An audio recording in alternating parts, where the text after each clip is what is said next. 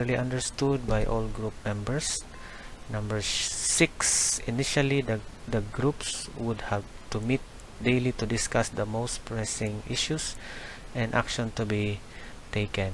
Number 7, for a community, the appropriate number of groups would be around 20. And then the primary group meetings can be used to activate and motivate passive members.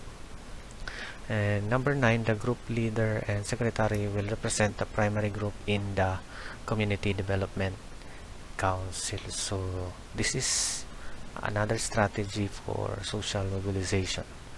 Okay, next is the formation of community development council. After the formation of primary groups, the community development council will be formed in each community. The purpose of community development council is to address the common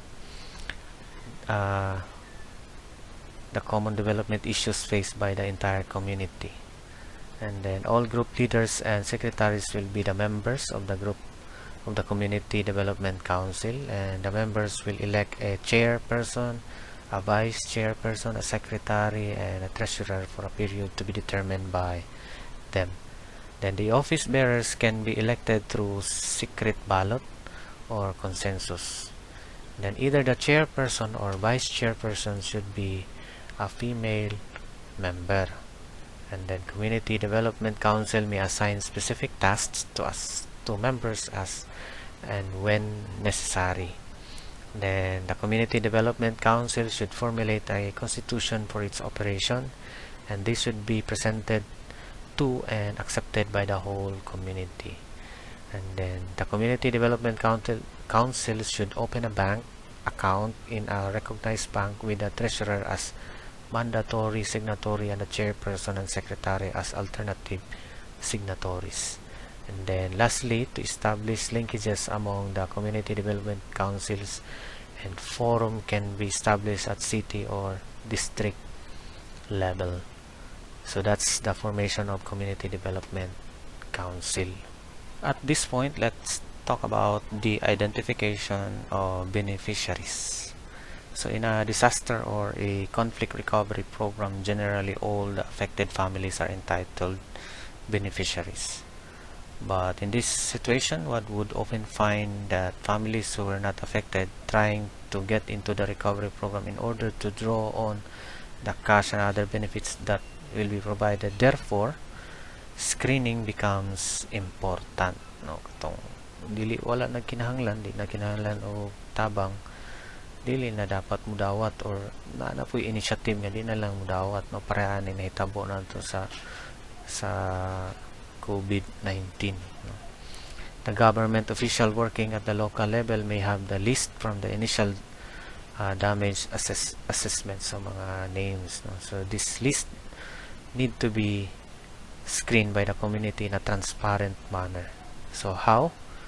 Number 1, we have to obtain list of beneficiaries for a community from the government official who would have been responsible for identifying the initial affected families. So from there, we have to look for and then try to revalidate the lists of names of beneficiaries. Number 2, collect copies of damage assessment form from the relevant government office. Number 3, verify legitimate beneficiaries by checking where they had been living so that walay sipyat nga na ay pamilya wala da ito nag-exist. No? Number 4, the Community Development Council verification with community screening, community consultation, ensure that legitimate beneficiaries are included in the program. So those really kanang karapat dapat nga tagaan o tabang. Number 5, finalize beneficiary list after the community screening and bring to public notice. So may mo i-publish dito nga mo ni ang mga list of beneficiaries. Number 6, identify missing or vulnerable families who are not on the beneficiary list. So if there are those families who are not included, then you have to work in order to include these families who are needing help. Number 7, consider appeals from beneficiaries who are not selected and take up their case to the relevant on authorities, no? So you have to consider also those who really appeal for help. Number 8, confirm the final list of beneficiaries with the community and the relevant authorities. And lastly, log beneficiaries into the project database. So these are the steps in identification of beneficiaries. Side by side with social mobility is the importance of social responsibility. Sorry for the dogs. Now, what is social responsibility? Social responsibility is a means of achieving sustainability. Adapting social responsibility principles such as accountability and transparency as its key can help ensure the long-term viability and success of any organization or system. So it is important we have a better understanding of what social responsibility is all about. In 2010, the International Organization for Standardization, or ISO, published an international standard to help organizations assess and address their social responsibilities. So they have this so-called guidance on social responsibility, and they define social responsibility as the responsibility of an organization. So we have Community Development Council as is also an organization for the impacts of its decisions and activities on society and the environment through transparent and ethical behavior. So I hope that you will be reminded that if you belong to the community development, it is not for the good of your own but for the good of the community. So you have a responsibility to the community. So you have to be transparent and observe ethical behavior that contributes to sustainable development, including health and the welfare of the society.